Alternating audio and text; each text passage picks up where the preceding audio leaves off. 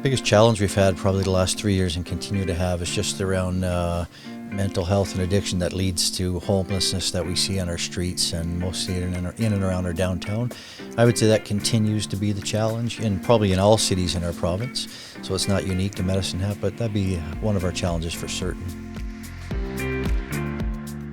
This is Bring Back the Porch, a podcast dedicated to neighborly conversations, right here in Medicine Hat.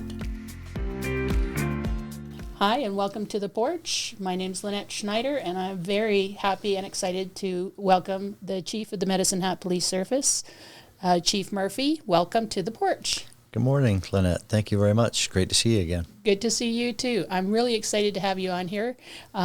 We know that in the last month you were able to renew your contract here with the Medicine Hat Police Service. How excited are you to continue being the chief? Very excited. Very proud to be the chief of the Medicine Hat Police Service. I was back on October 12th. It's been 3 years since I got here, so I love living here. It's a great city, and very proud to continue to be the chief for the next 6 years. It's an awesome opportunity, and just to keep building on what we already started, so it's fantastic. So in the 3 years that you've been the chief, what do you think has been the biggest change in policing in our area? Probably the biggest challenge, I'll go there, biggest challenge we've had probably the last 3 years and continue to have is just around mental health and addiction that leads to homelessness that we see on our streets and mostly in and around our downtown. I would say that continues to be the challenge probably in all cities in our province. So it's not unique to Medicine Hat, but that'd be one of our challenges for certain. So I know that sort of getting the keys to the shop again as it happens to be, you're going to be leading the team, the men and women of the Medicine Hat Police Service. Yep. What kind of priorities are you setting moving forward now that you sort of have 6 years to kind of set some priorities? Yeah, so what I'll start is internally. So internally, we've, in the last year, so in January of 2025, we hired a deputy chief, Raj Shaney. So he's in town now. He's been with us for into his 11th month now. So it's been fantastic having a complete team. That's been a blessing. That's been going very well for us. And then that leads us to be able to do our work a lot more efficiently.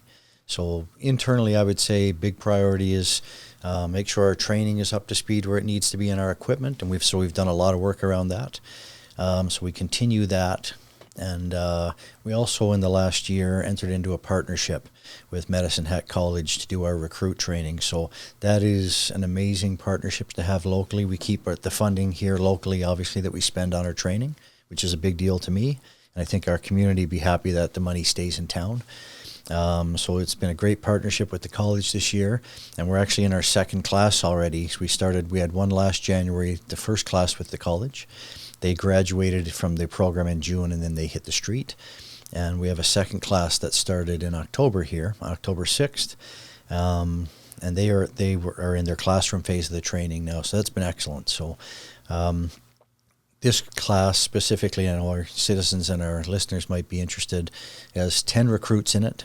7 are Medicine Hat Police Service recruits, and 2 are for the Canadian Pacific Kansas City Railway Police, and 1 is for the Blood Tribe Police Service. We have 10 in total, and we also train for the other agencies, as I noted. So we're hoping to have another class that will start in late September, October of 2026. So we're continuing to recruit for that class. So for anybody listening, if they have a family member or they themselves would like to be a police officer, is a great opportunity right now. And our recruiting process is open until March 31, I believe, of 26. So get your application in, and it's a great career, and we want people to be part of this, so it's awesome.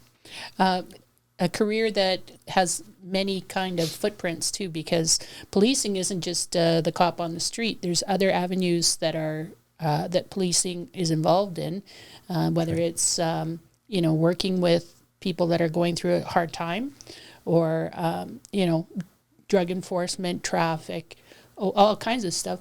How important is the recruitment process right now? So recruitment's a huge deal, and so I'll go back one step before I continue on with the answer. Is we also started a program this year with the Medicine Hat Catholic Board of Education. It's a First Responders Academy, so we're involved with them, as is the fire department in town. So it's a First Responders Academy, so one of the big things with recruiting, you got to start early with people. So this allows people that are students in high school to be part of the First Responders Academy. I think there were 20 plus people wanted to do it this year. And so they can work with the fire department, with the police service, and do this program and see if they might want to get involved. And this is a good time early to get them to have a look at it. And we also get to see them as well, so it's good for both sides.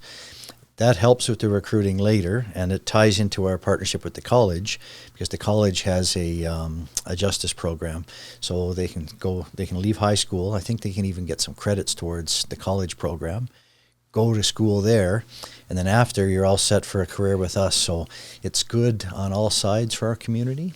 It's sort of like a sports team. You've got started a farm team basically to It is. kind of, get things going, trying to attract that talent ahead of time. That's right. And the NHL, NHL teams aren't just looking at the Medicine Hat Tigers players. They're looking at kids that are very young in minor hockey, and they know early on who they think someone might be later in their career as a hockey player. So we're doing something similar, far less of a level that is done in the pro sports, but we're trying to do our own version of that here in Medicine Hat. And again, speaks to the partnerships we have. Like, it's awesome in this community to do it. And the president of the college, Kevin Shufflebotham, and the deputy superintendent of the Catholic Board of Education, Nick, when we asked them and they asked us, do you want to partner with us? We're like, yes. And they said the same. We figured out how we were going to do it after. But it's just the willingness was the part we needed. And that was the easiest part, was that all the parties were willing to do it. Yes, sometimes just getting the right heads in the right room makes a huge difference in things. Yeah, there's nothing worse than when people's first answer is no. And maybe they can discuss it more and get to a yes. But our answers were yes, and as were our partners, and how do we make it work for everybody? And that's what we did. And I forgot to mention Nick's last name is Nick Gale, is the deputy superintendent over at the Catholic Board. So sure makes it easier when all the partners have a willingness to do it. You can get just about anything done when that's the case. So let's shift to some of your other priorities that you're looking at within the police service. I know we talked some of the internal ones. Maybe there's some external things that we should focus on. Sure. So externally, I've already mentioned one, and it speaks to the issues around mental health and addiction, and what we see how that plays into homelessness. So, very difficult issue for all cities to tackle. Very similar in all cities. You can pick a city, probably anywhere in North America, but certainly in Canada. All the things the police deal with in a city every day, all the calls we go to and the things we get called to, I would say 75 to 80% of those, if you went back to the root cause of what led to the issue, it goes back to mental health and addiction. So that wouldn't be a surprise to most people listening, but a lot of police work relates back to that. The interesting part is the root cause is not necessarily a police issue, and that's where some of the problem lies. What you see on the streets and when property crimes happen as a result of homelessness and some social disorder issues, those certainly fall into the laps of the police, but all the root causes leading up to that fall into health care, just mental health, like a lot of different things, but a lot of it starts off as a health issue and social services, various social services, and ultimately ends up as a policing issue at the back end, which is so, again, in this community, our partners have been very willing to work together, which is awesome. And we have a peace team, it's called. We've had it for the last 2 years. So it's the proactive engagement and community enhancement team. The idea of the peace team, it's the police service, it's our bylaw team, the fire department's involved. We have usually someone from AHS involved, the Mawasson Center, lots of other community housing is there. The idea, when people are living in our river valley or living in tents around town, the peace team goes there. One, we don't want people living that way. It's a very dangerous way to live. They usually have a heat source to heat a tent, which could be a propane tank, or we've seen, not in our city, thankfully, but in other cities where people have died in those circumstances because they're not supposed to heat a tent that way, obviously. So the peace team goes out. Sometimes community reports encampments to us. Sometimes we find them on our own because they're visible.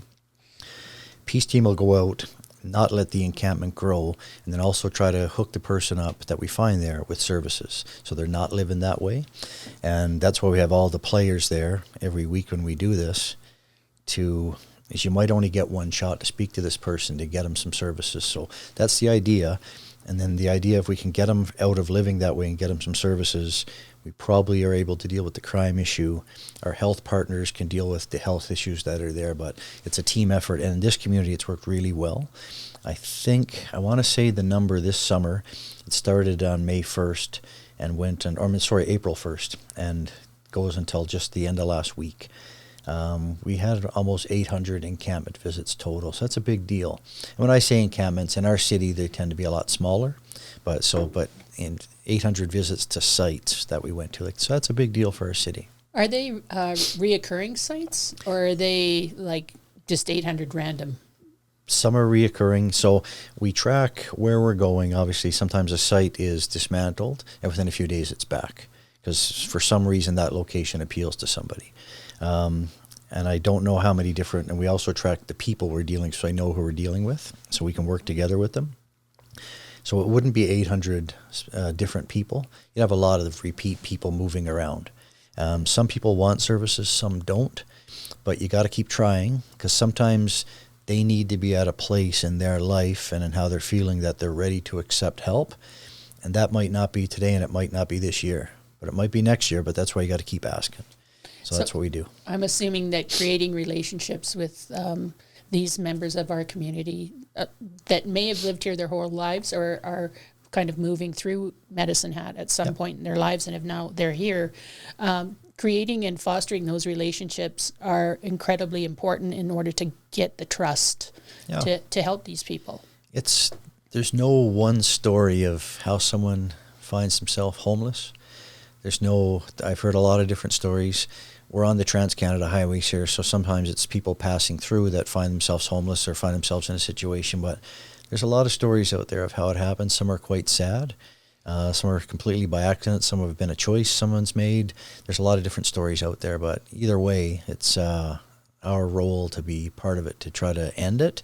Very difficult to get. It's easier said than it is done, but I'm thankful for all the partners in our community, because at least we're trying. It's nothing worse than if we give up, because that's what we shouldn't do. So that's one of the external priorities. Is there something else that you really want to try to tackle in the next 6 years? Yeah, one that's tied to this one, tied to homelessness, is anywhere encampments are found, property crime, anybody in any city would know this, property crime tends to branch out around these areas. So I know that frustrates our citizens, so we want to make that a priority to deal with that, and we are dealing with it in different ways. Obviously, drugs coming in our community is a priority for us, and we are fortunate in Medicine Hat to have a partnership with ALERT. That stands for the Alberta Law Enforcement Response Teams. So we have ALERT is a joint partnership of all the policing in the province. So in Medicine Hat, it's Medicine Hat Police Service and the RCMP working together in an office within our building, and they tackle drugs and organized crime in our region, not just our city, but in our region. So there's another ALERT team over in Lethbridge, one up in Calgary, one in Edmonton, Grand Prairie, and I believe in Fort McMurray. So ALERT is spread out in all different areas to tackle drugs and organized crime. So ALERT continues to be a priority for us, and that's funded by the provincial government. So thankful for the province's funding of that program, because it's critical to our community and our region. I would assume that one of the offshoots from that is better communication within the interagencies. That if there's something that they're seeing in Grand Prairie, the chances that Medicine Hat knows about it before it gets here, or we're starting to see it here too, we can make those connections a lot easier than, say, it was before ALERT. That's right. Existed. And we do a lot of information sharing around what drugs are around town, what drugs might be coming our way.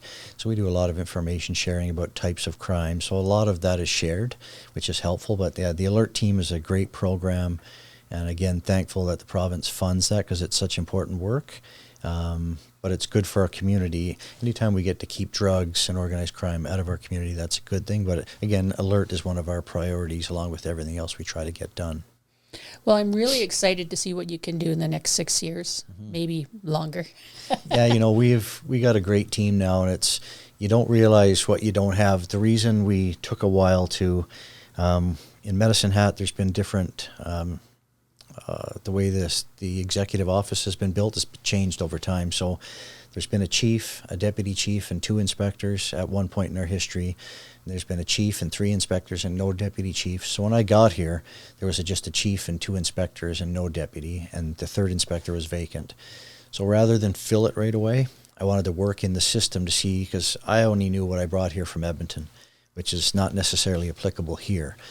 So I waited about a year and a half to see what I thought, and what I realized fairly quickly was that the best model that I thought would work best for this city is a chief, deputy chief, and 2 inspectors. The reason I thought that is because to go from inspector all the way up to chief is very difficult, and you're not set up for success, I don't think. So the succession planning with a deputy in place, the deputy is far better positioned to become the chief, and then one of the inspectors better positioned to become the deputy, and so on. So you set yourself up for years of stability is the idea, and that's why I thought that way. So I'm still a believer in that, and it's been great having Deputy Chief Saney with us. He came from, originally he was a member in the Brantford Police Service in Ontario for 23 years, I believe. And then he had about 3 years as the deputy chief in Nelson, British Columbia. And then I convinced him to come over to the Good Weather in Medicine Hat. Although the day he came here last fall, I think it was in November, he had a thick winter coat, but it was like minus 20 that week when he came for a visit with his wife, and it was cold. And although they got lots of snow in Nelson, it generally wasn't that cold. So he asked me about the cold, so we blamed it on him and said he brought it here. I was blamed for the same thing when I came here, that I brought Edmonton's cold. Yeah. So we blamed him, which is easy to do. He was new, so very fortunate to have him with us though, and to be part of this community and this team. So I am very pleased with what we got going on, and we're built to be strong for the future now. That's excellent to hear. I'm so glad you could join us today. Thank you so much. Thank you for having me. I really appreciate it. This episode of The Porch is produced by Lynette Schneider with the aid of Bob Schneider. If you want to learn more, visit bringbacktheporch.com.